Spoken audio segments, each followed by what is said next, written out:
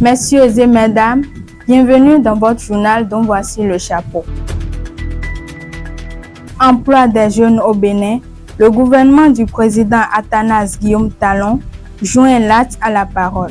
Le projet Azoli de l'ANPE reçoit 200 nouveaux jeunes venus du Septentrion. Démarrage de la deuxième session de la conférence interafricaine des marchés d'assurance à Cotonou, c'était ce 23 septembre 2024. Page sport de cette édition, qualification UFOAB pour la CAN U20 2024.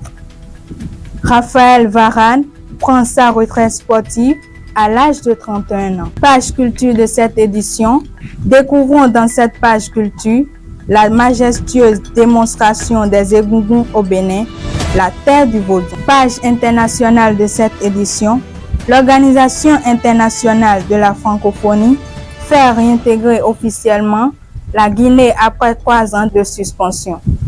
Messieurs et mesdames, bienvenue une fois encore sur la chaîne culturelle et culturelle. Ce lundi 23 septembre 2024, le ministre des Petites et Moyennes Entreprises, Modeste Tingde Kérékou, a accueilli dans les locaux de la GDIZ à Calavi la deuxième vague des jeunes de Parakou et de Natitenkou recrutés dans le cadre des sessions organisées par l'ANPE, le projet d'inclusion des jeunes en juillet 2024. Les détails avec Chefiatou Salami. Letondi Beyeton, directeur général de la CIPI Bénin, sur leurs intégrations. C'est le début d'une nouvelle aventure pour vous et on veut que cette aventure commence de façon, je vais dire, agréable. Et donc c'est la première fois depuis que nous avons démarré ce programme que nous avons la chance de recevoir dans cette zone le ministre Modeste Kérékou, qui est ministre des petites et moyennes entreprises et de la promotion de l'emploi. Le directeur général de l'Agence nationale pour l'emploi ANPE, Urbain Amigbeti, a évalué les dispositifs d'accompagnement mis en place et rassuré que le processus ayant permis d'enrôler les 2406 jeunes, dont la première vague de 400 jeunes a déjà rejoint la GDIZ, ira à son terme. C'est par vague que les intégrations se font dans la zone. Nous sommes à la deuxième vague, il y aura une troisième, une quatrième et progressivement tous ceux qui ont été retenus. Tous les 2406 seront intégrés aux différentes entreprises textiles de la zone. Que personne ne se décourage. Que ceux qui n'ont pas encore été appelés restent en éveil, téléphone allumé, prêts à nous rejoindre dès qu'on va les appeler. Personne ne doit se décourager. Tous les 2406, je les garantis, un emploi à la zone industrielle de Glodjibé. Après avoir parlé du bien fondé du projet Azoli et de la vision du gouvernement face à l'emploi des jeunes, le ministre Modeste Kérékou a expliqué les bienfaits de ce projet de l'ANPE. Vous êtes au front, vous êtes en première ligne sur le combat que le gouvernement mène contre le chômage et le sous-emploi des jeunes. C'est un phénomène qui a beaucoup de tentacules, beaucoup de spécificités. C'est pour ça que le gouvernement aussi démultiplie les initiatives pour l'affronter sur tous les fronts. Que ce soit par le programme Azoli, que ce soit par le PSIE, que ce soit par des programmes de réinsertion, que ce soit par des programmes d'incitation à l'entrepreneuriat. En tout cas,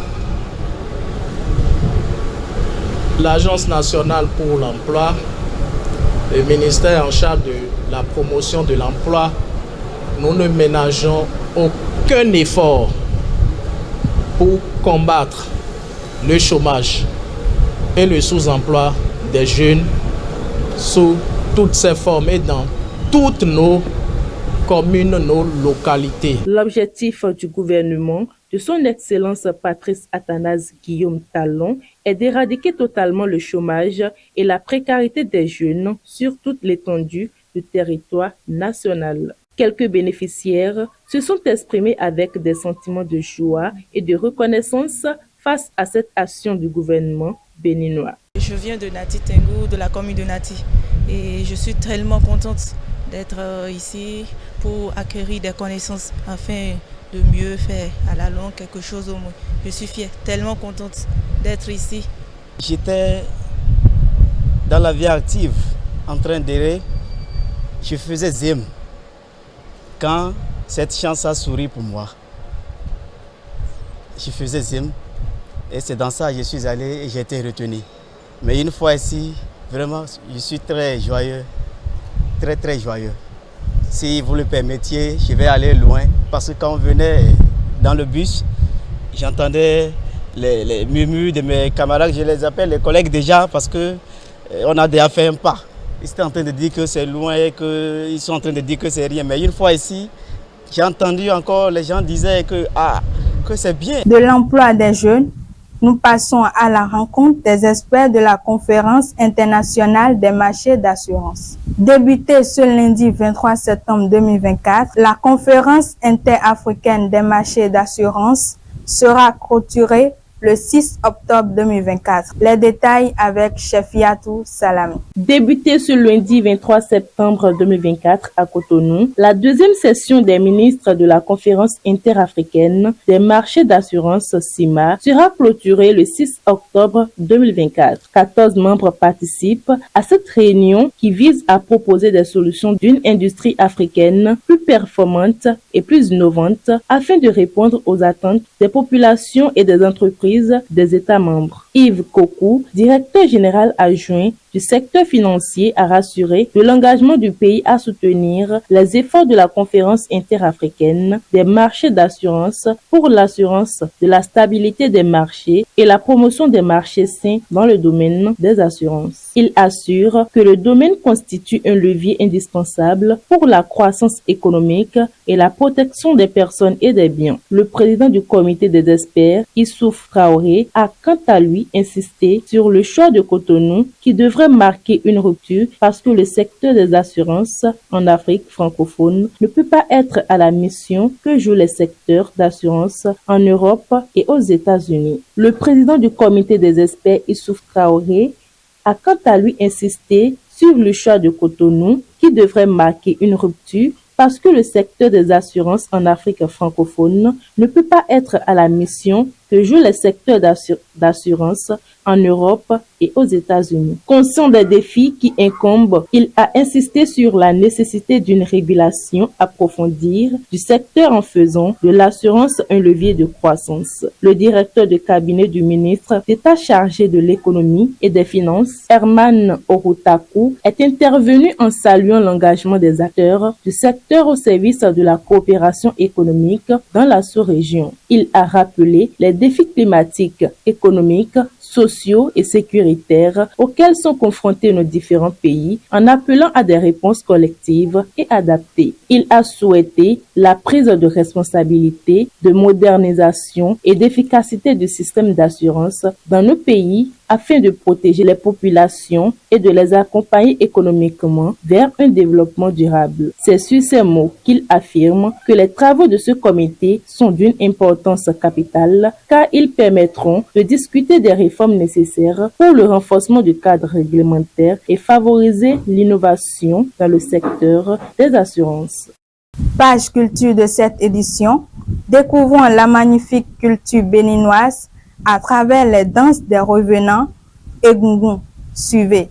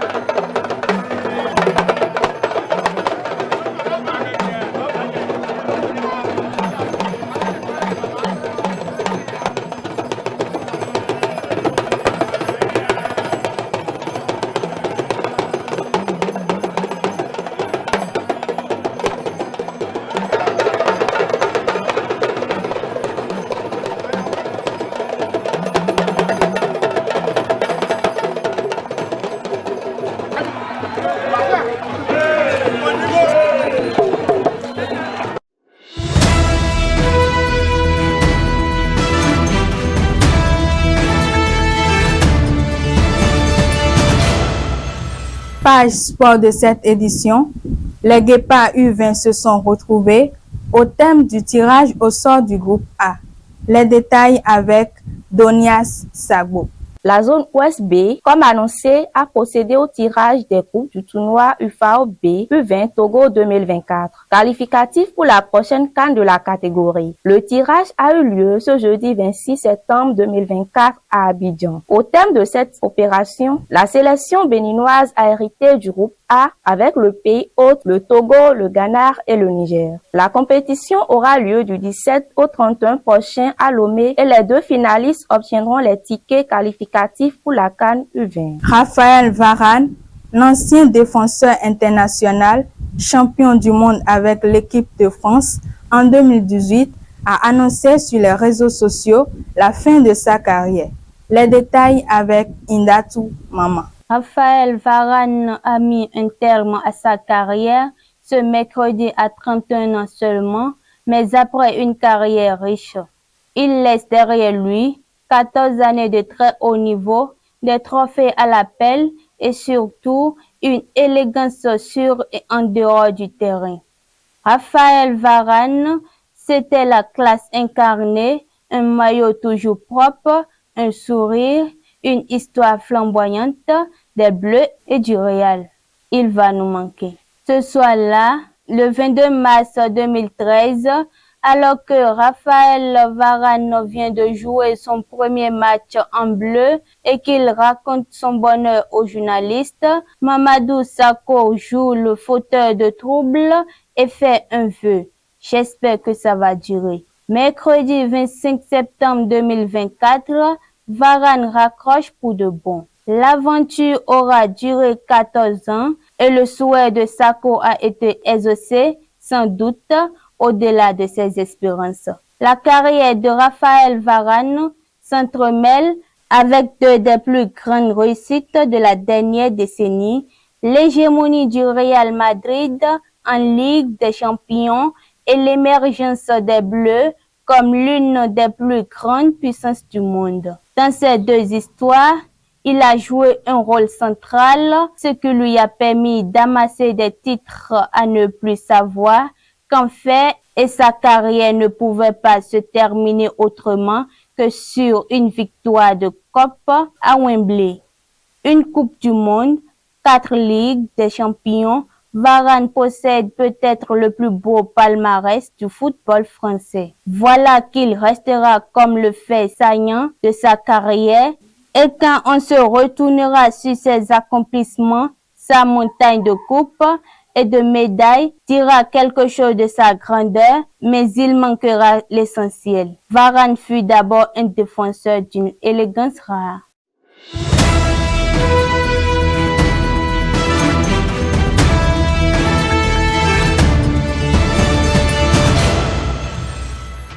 Page internationale de cette édition, 3 ans après sa suspension, suite au coup d'État militaire, ayant renversé le président Alpha Condé, la Guinée réintègre officiellement, au cours d'une assemblée extraordinaire, présidée par la secrétaire générale de l'Organisation internationale de la francophonie, Louise Mushikiwabo. Suivez. La Guinée est de retour au sein de l'OIF, l'Organisation internationale de la francophonie, qui avait suspendu Conakry il y a 3 ans, au moment du coup d'État du colonel Doumbouya, et qui dit aujourd'hui agir au nom de la solidarité avec la Guinée.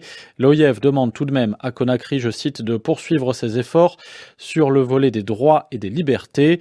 Écoutez ce qu'en dit Maurice Anda Kouyaté, ministre des Affaires étrangères de la Guinée. L'OIF a toujours été très sensible à la cause de la Guinée, parce que l'OIF a très tôt commencé à travailler avec nous. Les experts de l'OIF sont en Guinée depuis toujours, ils sont là. Et nous travaillons ensemble. Et je voudrais remercier au nom du président de la République de Guinée tous les pays de l'Organisation internationale de la francophonie. Je peux les rassurer que la Guinée ne décevra pas. La Guinée ne décevra aucun de ses partenaires. Est-ce qu'il y a eu des garanties qui ont été demandées par l'OIF ? Je me souviens de vous la semaine dernière qui affirmait que toutes les élections allaient avoir lieu en 2025. Est-ce que ça faisait par exemple partie des garanties qui étaient demandées par l'OIF ? Non, l'OIF nous accompagne. Donc cette image de gendarme international avec un pistolet sur la tempe des pays, non, on n'est pas là-bas. Nous sommes dans l'explication, dans la convivialité, dans la confiance mutuelle. Je pense que quand on crée cela, les deux parties se respectent et on arrive toujours à des résultats comme ceux que nous avons ici. L'Organisation internationale de la francophonie, comme les autres organisations d'ailleurs, la CEDEAO, l'Union africaine, nous en avons parlé, quand il y a des changements non constitutionnels dans les pays, ils font ce que moi j'appelle cocher les cases. C'est-à-dire, il y a un changement non constitutionnel, vous êtes sanctionné, vous êtes exclu. C'est ce qui a été appliqué à la Guinée. Mais après ces 3 années de parcours, les organisations internationales ont compris effectivement 2 choses. La première, c'est que, je le dis souvent, sous forme de boutade et tout, je dis nous ne sommes pas allés acheter la transition dont on parle là. D'ailleurs, nous ne sommes plus en transition, nous sommes en refondation. Le président est venu rectifier un parcours, un mauvais parcours. Mais ça, non seulement il fallait l'expliquer, mais les gens, les organisations nous prennent au mot. Ils ont regardé, et particulièrement l'OIF. Ils ont scruté, ils sont venus, ils se sont intégrés à notre administration, ils ont regardé, ils ont scruté et ils ont vu exactement ce que le président de la République de Guinée veut faire pour son pays. Alors ils se sont dit, il n'est pas nécessaire que l'on freine l'élan de développement prôné et mis en œuvre par le chef de l'État, puisque si nous faisons ça, nous bloquons les populations guinéennes. Alors, la confiance a été construite brique par brique. Vous vous souvenez, hein? Au départ, c'était incendiaire. Tout le monde, non, vous avez 6 mois, 3 mois. Mais la confiance s'est construite brique par brique. Je le dis toujours, c'est au niveau de la magistrature suprême que les pays sont jugés. C'est là-bas. Vous pouvez tout faire, si le président ne fait pas bien, on juge le pays par le président. Donc il a réussi, le président Doumbouya a réussi à convaincre la communauté internationale, l'OIF, l'Organisation internationale de la francophonie. Moi-même, envoyé par lui, je suis passé 2 fois devant cette instance, avec des questions curieuses, mais nous n'avons rien caché. Nous leur avons dit ce qu'est la Guinée, ce que la Guinée veut, ce que le président veut pour la Guinée. Après cette évaluation, il y a eu cette décision historique de la levée totale des sanctions sur la Guinée. Ça ne s'est jamais produit avant. Total. 1. Deuxièmement, la réintégration totale de la Guinée. On reprend notre place comme avant à l'OIF. Et dans la foulée, l'invitation adressée à la Guinée et à son président pour le sommet qui doit se tenir les 4 et 5 octobre à Paris. Donc voilà 3 messages qui sont envoyés à notre pays. Je voudrais profiter de l'occasion pour féliciter le président, pour féliciter notre gouvernement, pour féliciter surtout les populations guinéennes qui ont compris que le président de la République veut leur donner le bonheur qu'ils ont toujours souhaité. Il ne peut pas tout donner, mais il est en train de mettre les briques qu'il faut pour que enfin les Guinéens voient le développement. Donc je voudrais féliciter les Guinéens parce que c'est dans la paix aussi. Même si le président a cette volonté de bien faire, si les populations ne comprennent pas, si les populations ne le soutiennent pas dans cet élan, et qu'il y ait des clashs un peu partout, on ne serait pas arrivé à ça. Donc c'est vraiment une triptyque qui s'est engagée là. Le pouvoir tel qu'il est exercé par le président de la République. Deuxièmement, les populations guinéennes, quelles sont leurs réponses, et la communauté internationale. C'est cette triptyque-là qui a été alignée. Les planètes se sont alignées sur ces 3-là. Et bravo à la Guinée. Vraiment, nous sommes fiers et je félicite encore le chef de l'État. Je félicite les Guinéens. C'est pas fini. Ce n'est que le début. Nous devons aller pas à pas dans la paix, dans la concorde, dans l'unité nationale. On peut avoir des mésententes et tout, mais la base, c'est le bonheur du peuple de Guinée. Le président veut cela, aidons-le à faire ça. Merci de m'avoir suivi et à bientôt pour une nouvelle édition sur IFTV International, la télé du culturel et du cultuel.